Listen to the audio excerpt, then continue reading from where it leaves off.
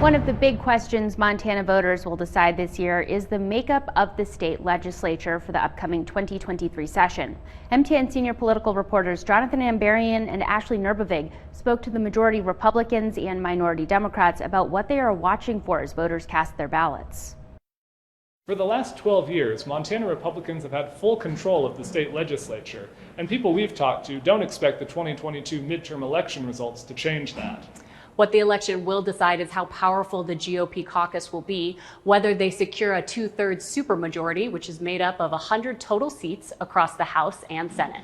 The Republican Party needs to win 2 more seats to achieve that milestone. They could then propose amendments to the Montana Constitution on a party line vote. Senator Greg Hertz, a Republican from Polson, told me his party is optimistic about their chances and focused on continuing where they left off after the last legislative session. We want to maintain our majorities in the Montana legislature and pick up some more seats to make sure we can continue to push policies forward that the majority of Montanans support. I spoke to Scott McNeil, director of the Democratic Legislative Campaign Committee. He said how big the Democratic minority is will make a big difference. The Republicans, are the governing party.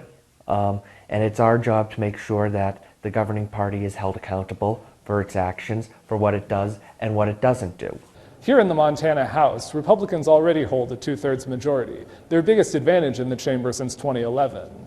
All 100 House seats are up for election this year. Republicans currently hold 67, after picking up 9 in 2020. The Democrats have 33. Republicans are making plays across the state, including in some of the last remaining Democratic strongholds, around Missoula and in Indian country. Hertz says in these races, the GOP is hearing from voters wanting action on what he called pocketbook issues. Economics is a big thing to people right now, and candidates are really focusing on economic issues. McNeil says Democrats are highlighting issues of privacy and personal freedom, but also laying out a plan to address voters' kitchen table concerns. They want to see investment, they want to see reductions in property taxes, they want to see more affordable housing. Like in the House, Republicans are the majority in the Montana State Senate, though still short of the 2/3 mark. Ashley Nurbavig has more on the bids for state Senate seats. This year, Senate Democrats are defending more than half the seats they control, while just under half of the Republican seats are up for grabs.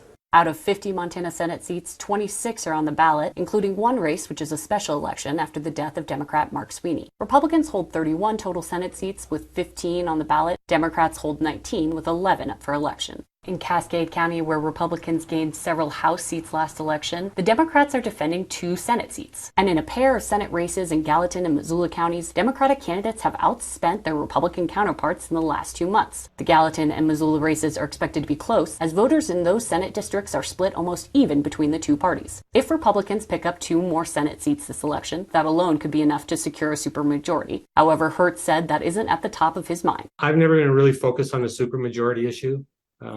But I think we are looking forward to possibly picking up 2 Senate seats and maybe 3 or 4 House seats this election cycle. Any constitutional amendments proposed by a legislative supermajority would still have to get approved by voters. But Democrats say simply proposing those changes would be enough to encourage more big money to get involved in those Montana elections. And turn Montana into an ideological experiment for out-of-state and partisan interest.